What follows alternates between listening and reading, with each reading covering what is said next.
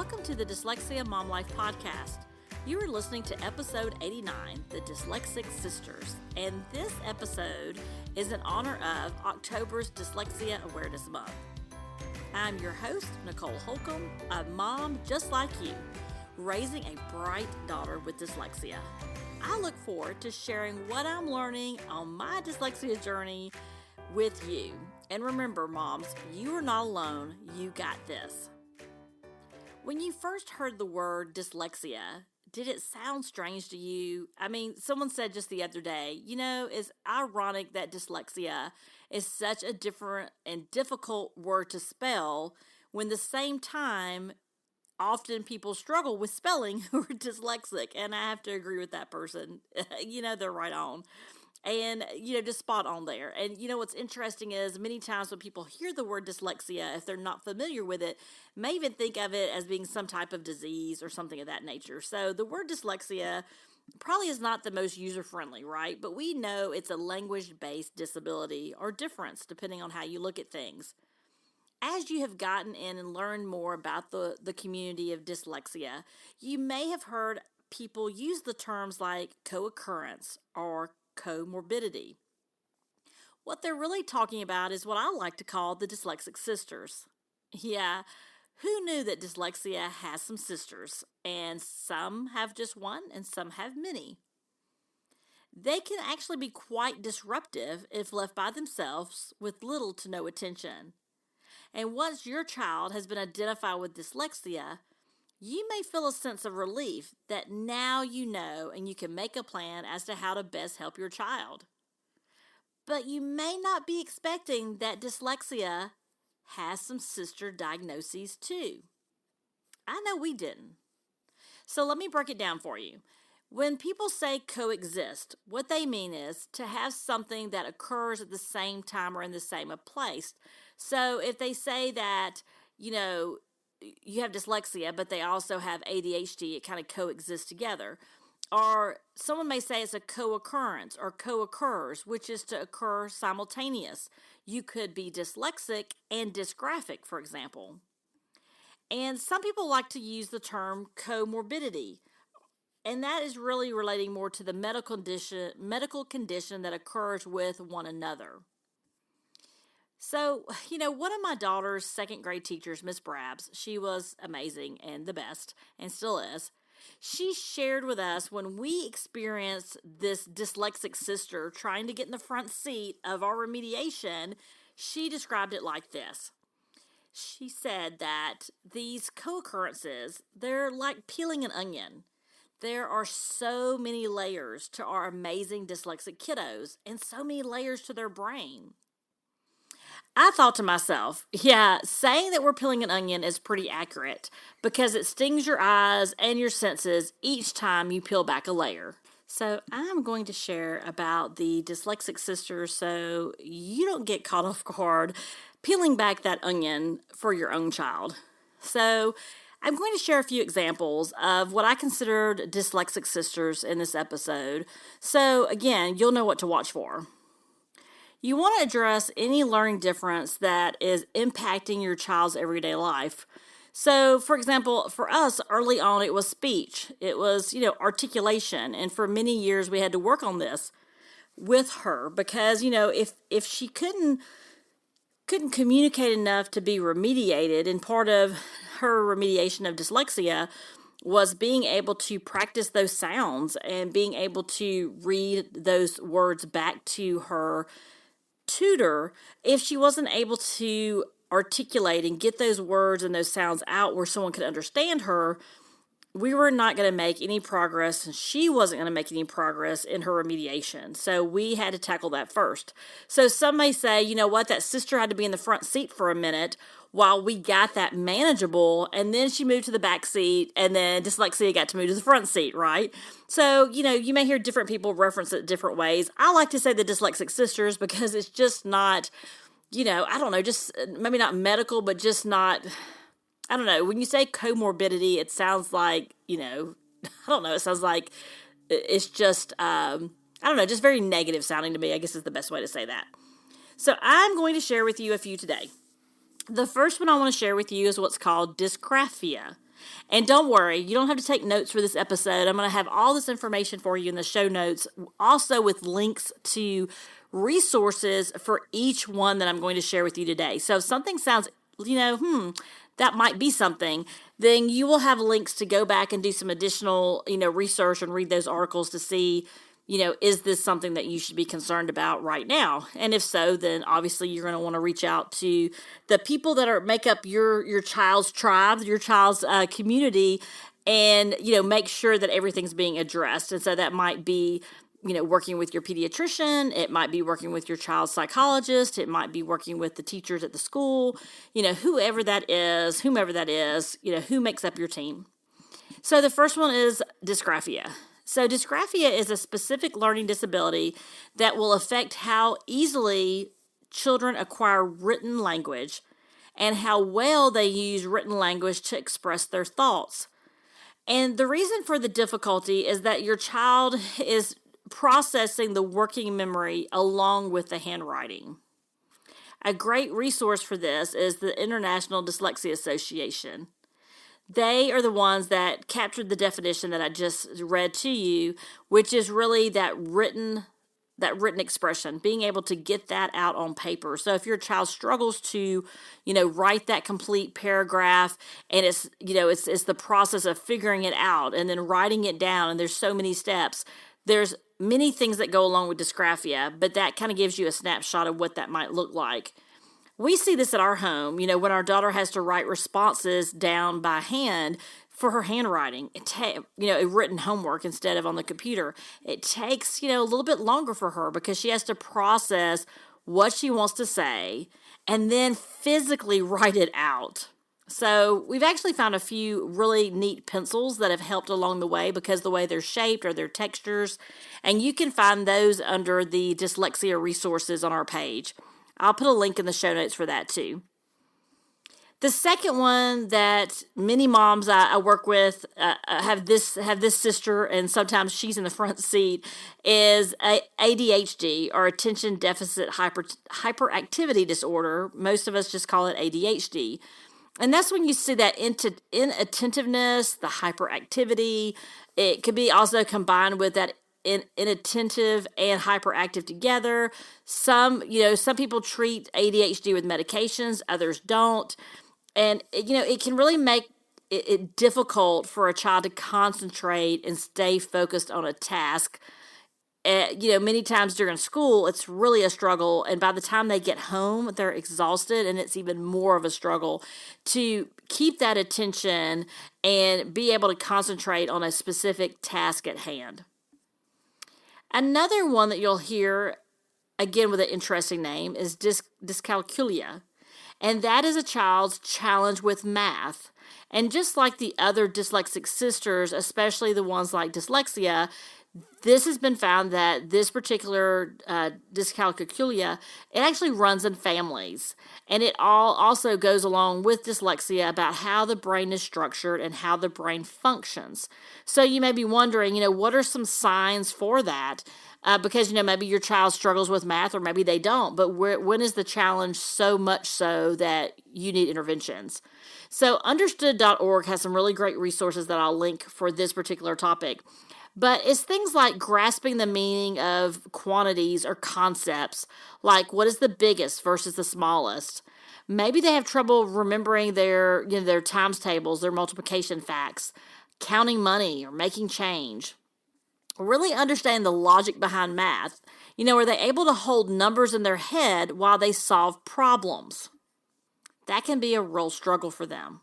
I want to pause for a second and ask you, are you enjoying this podcast, this particular episode, or do you have some episodes that you are just finding resonates with you as a parent raising a child with dyslexia?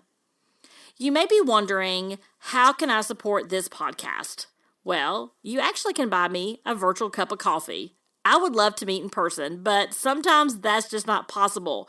So if you would like to buy me a virtual cup of coffee, I would so much appreciate it. And I have a link in the description if you would like to do that, and on the website, dyslexiamomlife.com. You may be also asking yourself, I know Nicole works full time. She runs a podcast. She has a daughter. She has a husband and she has a family and just all the things. And how in the world do I stay organized and get things done? Well, I'm going to let you in on my secret. It's called the Full Focus Planner, and it's by Michael Hyatt. And he spends his career talking about productivity and offering ways for us to be organized and more productive. So I get a new planner every quarter. I love it. I get it in the mail every couple of months, and I get a fresh start every quarter. And I love the fact that he makes it manageable. Every day, there's just 3 tasks I put down as my priority for the day. Do I get more done? Yeah, most of the time. But if I don't, you know what? I give myself permission for it to be okay. So today, my priority, obviously on my list, was to record my podcast. And so I've sat down and did what they call batching, and I'm recording several podcasts at once. I was able to do that because I'm keeping myself organized with my daily planner. And the cool thing is, they even have student planners for your children who are older, who may want a physical planner. So if you are interested, you can go to either the episode description or the show notes to get a link to try out the Full Focus Planner. And you know what? Just for my listeners, Michael Hyatt is giving you $10 off your order if you order before December 20th. So, what are you waiting for? What a great way to treat yourself and get ready for, can you believe it, 2022? Oh my goodness. All right, let's get back to talking about those dyslexic sisters. And the fourth one is one that I think many of us see, and that is stress and anxiety. So let me tell you a little bit about what does it mean to have stress. Stress is really our body and our brain's reaction to situations that the brain thinks could cause us harm. Your child will regularly be confronted with tasks that are extremely difficult, and at least she may, even perceive tasks to be difficult. And our body oftentimes responds to what they consider bad stress as a fight or flight. We do this automatically to protect ourselves. Now, for anxiety is often described as a state of worry. We're worried about what might happen. Where stress is a reaction to what is. So something has happened and the reaction is stress. Our body's stressed to protect itself. Anxiety is worried I'm going to be called on in class to read. That is causing me great anxiety about what might happen. But let's say you do read and people laugh. Well, then your body may react in a stressful way, a way to protect you. And so some students may, react in very different ways because of the stress. Again, I've got another great resource there for you as well in the show notes. The fifth one is what they call auditory processing disorder, or you may see some people just say APD. These are problems in how your brain actually understands speech. And understand.org has some great resources here as well. Here are some common signs of auditory processing disorder that understanding.org has provided. One of the things is they say that many times a student may have trouble following spoken directions, especially those multi-step ones. Often asking people to repeat themselves or saying, huh, what? Maybe even trouble following a conversation, especially if there are multiple speakers or lots of background noise. Your child may be easily distracted by that background noise or even sudden loud noises. Maybe your child has trouble remembering details or things that are read out loud or spoken. And maybe they have trouble with reading or spelling, which requires that processing sounds. And sometimes you'll see that it takes longer for them to respond when someone speaks to them. And maybe they just have trouble knowing where these speech, these sounds, where are they coming from, trying to get that in conversation. So people with APD, they really do have a hard time with conversation sometimes. They're often slow to respond to what others say. And if they don't understand, they may respond in ways that just don't make sense. So some of those pieces I just shared with you are also, symptoms or things that happen when a child is dyslexic as far as just processing disorder. But if you're interested in learning more about auditory processing disorder, then absolutely check out the link in our website at our show notes. And if you want more information, I know there are a couple moms in our Dyslexia Mom Life podcast community Facebook group who I'm sure would be more than happy to answer any questions that you had for that. Number 6, sensory processing disorder. This is trouble managing information that comes in through your senses. And there are really 2 different sensory processing challenges. And sometimes a child has a mixture of both. One is to be overly sensitive or hypersensitive. This leads to sensory avoiding. Kids avoid these sensory inputs because it's just too overwhelming. And the other is just the opposite of that, undersensitivity. This causes the child to be sensory seeking. They look for more sensory stimulation in their environment. So sensory overload can lead to sensory meltdowns. And now these are different than just, your child's having a tantrum because they're just out of control. Your child is reacting to their environment. And so here are some signs to look for. Is your child easily overwhelmed by people and places? Do they seek out a quiet spot, especially in these noisy, crowded environments? Is your child easily startled by sudden noises? What about bothered by bright lights? And I love this one. Maybe they refuse to wear itchy or otherwise uncomfortable clothing. I hear about that often. And maybe they avoid people touching them or hugging them. And perhaps they have a strong reaction to textures or smells of certain foods. Well, what about the opposite of that? What about sensory seeking? Kids who are undersensitive to sensory input, they really are in that opposite, like I was just saying. They often have a need for that movement. They seek out input. Here are some signs that you may see for kids depending on different ages. Maybe they're constantly touching an object. Maybe they play roughly or take physical risk. Maybe they have even a high tolerance for pain, or they squirm a lot or fidget a lot. They're constantly on the move. You may see that with ADHD too, though, right? So there's some overlap here as well. Maybe they also invade other people's personal space. Maybe they often get distracted or feel anxious. They're clumsy, uncoordinated. I know this happens at our house, which is a refusal to try new food and has a very limited diet of preferred foods. They get upset about small changes in routine or environment and avoids trying new things. So if you want to learn more about this, you can go to the show notes where I'll have an article for you at understood.org and let me tell you, the links I'm going to give you for understood.org, they'll always have related articles to the side that lets you dive in and get more and more information. And like I said earlier, if you find any of these things resonating with you, please go back to your team, to your medical experts, your psychologists, whomever you're working with, if you're seeing some signs that are causing a disruption in your child's learning and functioning throughout the day. And Dyslexic Sister number 7, wow, she has a car full of sisters today, which is executive functioning deficits. And we definitely struggle with this at our house. So does your child struggle with school, maybe homework? What about trouble staying on task?